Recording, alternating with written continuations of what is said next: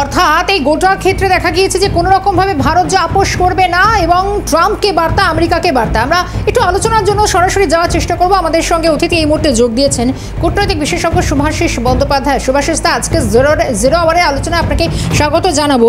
গত কয়েকদিন ধরে যেন হঠাৎ করে একেবারে ছবিটা সম্পূর্ণ বদলে গিয়েছে।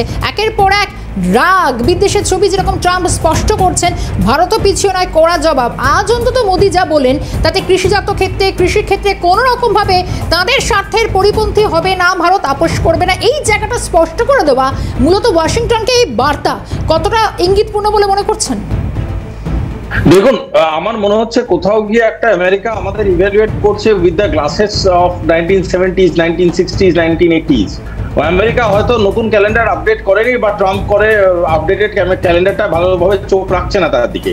কারণ সেটার দিকে রাখলে বুঝতে পারতো যে পৃথিবীর অন্যতম শ্রেষ্ঠ গ্রোয়িং নেশনসদের মধ্যে ভারতবর্ষ একমাত্র। এবং আরেকটা কথা বোঝাটা খুব দরকারি যে যখন জিডিপির কথা উনি বারবার বলছেন, ডেড ইকোনমির মতো একটা বড় সড়ো টার্ম উনি ইউজ করেছেন আমেরিকা ভারতবর্ষকে ডিফাইন করতে, আমেরিকার ভুলে গেলে চলবে না। আমেরিকার growth rate in GDP is 1.4, আমাদের growth rate in GDP is more than 6.4। তো সেখানে দাঁড়িয়ে আমেরিকা যদি মনে করে আমরা ডেড ইকোনমি, তাহলে আমরা আমেরিকাকে কি বলবো? মানে আমি জানি না, আমার কাছে তার কোনো ভাষা নেই। কফিন ইকোনমি বলতে পারি। দ্বিতীয় কথা, একটা জিনিস বোঝাটা খুব দরকার, সেটা হলো যে আমরা আজকের ডেটে we are no more subordinate. আমাদের যা বলবেন আমরা তা শুনতে বাধ্য, আমাদের যা যা ডিক্টেট করবেন আমরা তা শুনে এগোবো। If you are having this kind of mindset, তাহলে আমার বলাই বাহুল্য যে একটা একদমই শিশু সুলভ মাইন্ডসেট। কারণ আমরা আজকের তারিখে আমরা চেয়ার হোল্ড করি, আমরা কোনো একটা representative, we are one of the leadership.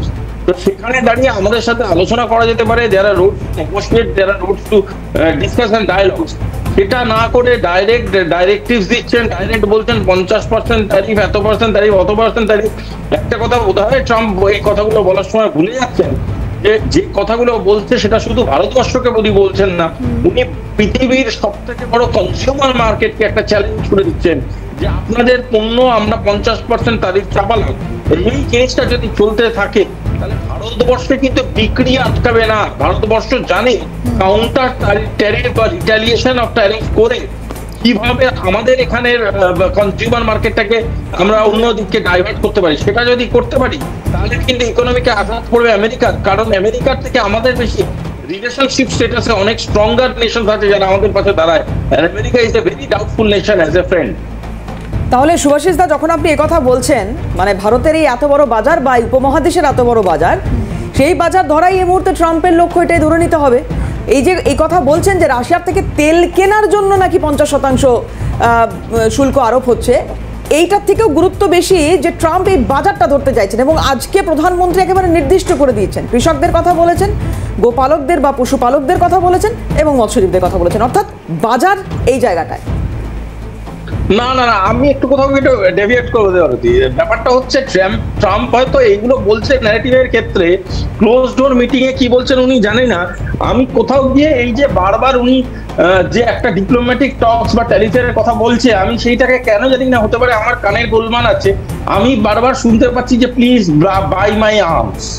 হ্যাঁ, তো উনাদের অস্ত্রশস্ত্র কেনাটা খুব প্রয়োজনীয়, সেটা আমার কানে গোলমালের জন্য হতে পারে।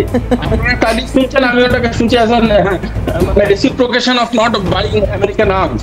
পয়েন্টটা হচ্ছে আজকের ডেটে দাঁড়িয়ে ইন্ডিয়া আমেরিকার আর্মস কিনবে না সেটাও বুঝে গেছে, আর এটাও বুঝে গেছে ব্রডার মার্কেট এবং মিডিয়াকার বা small scale market in arms and ওয়েপনারিতে ডিআরডিও প্রচুর রকমের প্রোডাক্ট নিয়ে মার্কেটে আসছে। যথারীতি আমেরিকার যেটা সব থেকে বড় শিল্প সেটা হলো আর্মস বেচে খায়, সেই জায়গাটায় একটা বিরাট রকম আঘাত করতে চলেছে। আর দ্বিতীয় জিনিস যেটা হতে চলেছে, শান্তির নামে অশান্তির বার্তা যেটা ওরা দিনের পর দিন প্রয়োগ করেছে বিভিন্ন দেশের উপরে, সেটাও যেন কোথাও গিয়ে ডাইলুট হয়ে যাচ্ছে আফটার ব্রিক্স। সেটাও যেন কোথাও গিয়ে মানুষজন বুঝতে থাকছে যে আমেরিকা পেছন থেকে খেললেও আখেরে ক্ষতি হচ্ছে আমাদের। অনেকেই আর নিজেদেরকে যুদ্ধে লিপ্ত করতে চাইছে না, এবং সেই জিনিসটার জন্য এই যে মার্কেটটা বিরাট ভাবে ধাক্কা খাচ্ছে। একটা কথা ভুলে গেলে চলবে না, মাতাল্লা কিন্তু মদ খেয়েই বেঁচে থাকে। সেখানে যদি অ্যালকোহল বন্ধ করে দেওয়া হয়, মাতাল্লার সঙ্গে সঙ্গে তখন তো বলবে না আমরা মদ খেয়ে বেঁচে থাকি বলে আমাদের রাগ হয়েছে, তখন তারা বলবে এই সরকার আমাদের চাকরি দিতে পারছে না বলে সরকারের উপরে চাচাবাজি শুরু করে দেবে। কিন্তু আসল কারণটা হলো সরকার কি দিতে পারছে সেটার থেকে বড় কথা তারা মদটা ঠিক টাইমে পাচ্ছে না। এই জিনিস হয়ে গেছে ট্রাম্পের। ট্রাম্প এখন ন্যারেটিভ তৈরি করার চেষ্টা করছে যে ভারতের এটা খারাপ, ভারতের সেটা খারাপ, ভারতের পুরো শুল্ক চাপক।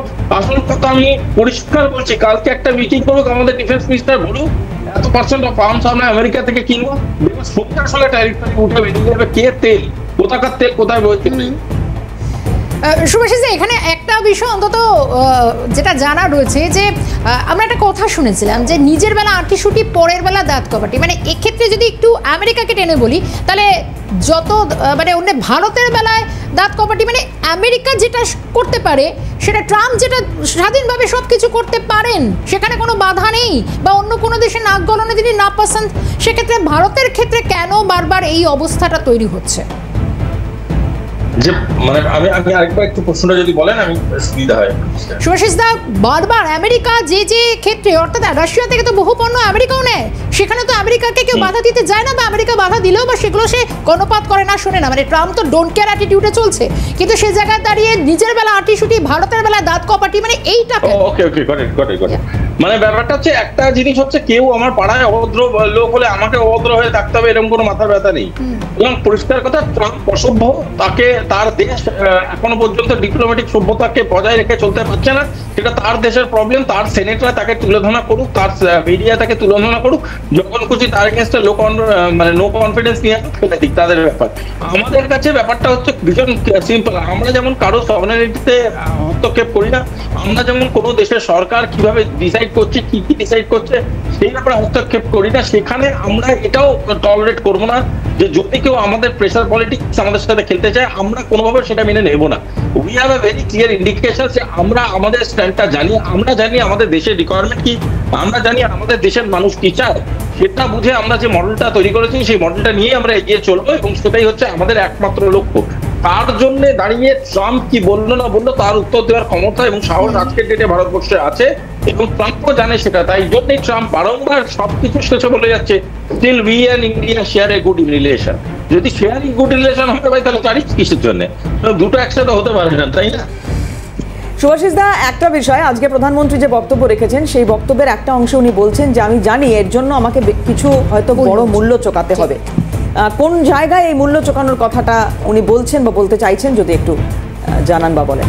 দেখুন, এই কথাটা অত্যন্ত সিগনিফিকেন্ট কথা, এবং কোথাও গিয়ে আমাকে একটা ব্যক্তিগত স্তরে ভীষণভাবে ধাক্কা দিয়েছে। তার কারণটা হচ্ছে, আমি হয়তো খুব নেগেটিভ শোনাবো, আমি প্রথমেই মানে ক্ষমা চেয়ে নিচ্ছি সবার থেকে। সেটা হলো, আমার কোথাও গিয়ে একটা ভয় লাগে যে আমাদের ভারতবর্ষ তো সেই ভারতবর্ষ যে 1960-এর দশকেই হয়তো নিউক্লিয়ার পাওয়ার হয়ে যেত যদি হোমি বাবার প্লেন অ্যাক্সিডেন্ট না হতো। আমাদের ভারতবর্ষ তো সেই ভারতবর্ষ যে গ্লোবাল পাওয়ার হিসাবে নিজেদেরকে মানে অস্তিত্ববিহীন মনে করতো না যদি লাল বাহাদুর শাস্ত্রী বেঁচে থাকতেন। এবং এই ঘটনাগুলোর পিছনে সিআইএ এর হাত ছিল, সেটা আজকের ডেটে আমাদের কাছে কোনোটাই মানে নতুন ঘটনা নয়। শুধু তাই নয়, নরেন্দ্র মোদী মানে নিজস্ব সিকিউরিটি যেমন একটা ব্যাপার, ভারতবর্ষের টপ লিডারশিপের সিকিউরিটি যেমন একটা ব্যাপার, তার থেকেও এগিয়ে গিয়ে একটা কথা আমি বলতে চাইছি, ভারতবর্ষের মানুষকে তাদের পলিটিক্যাল আইডিওলজি গুলো থেকে বেরিয়ে এসে বা সেইগুলোকে সমপরিমাণ সম্মান জানিয়ে আজকের ডেটে ভারতবর্ষের সরকারের পাশে, তাদের আইডিওলজিক্যাল স্ট্যান্ডের পাশে দাঁড়াতে হবে, যেমন তারা অপারেশন সিন্দুরের পরে দাঁড়িয়েছে, এবং সাধারণ মানুষকেও দাঁড়াতে হবে। তার কারণটা হলো, ইন্দিরা গান্ধী যখন স্যাংশন পেয়েছিলেন বা পরবর্তীকালে অটল বিহারী বাজপেয়ী যখন স্যাংশন পেয়েছিলেন, তখন ভারতবর্ষ সেখান থেকে রিকভার হয়ে আজকের ডেটে আসতে পেরেছে। তার দুটো মূল কারণ, একটা হচ্ছে রাজনৈতিক ভাবে, আরেকটি হচ্ছে সিভিল ভাবে আমাদের দেশের মানুষ এবং আমাদের দেশের সমগ্র রাজনৈতিক পরিমণ্ডল তাদের পাশে দাঁড়িয়েছিলেন এবং বলেছিলেন গো অ্যান্ড ফাইট ইন্ডিয়া। তো এই ধরনের যখন প্রোটোকল আমরা দেখি যে এই ধরনের যখন প্রোটোকল কিছু না কিছু ভাবে অ্যাক্টিভেট হচ্ছে, তখন আমাদের এটা বলা যেতেই পারে যে কোনো না কোনো কারণে আমাদের হয়তো একটা কোনো আশঙ্কা দেখা দিচ্ছে যে হয়তো আমরা যখন এই জিনিসগুলোকে রিটালিয়েট করবো, we need to be very conscious about that.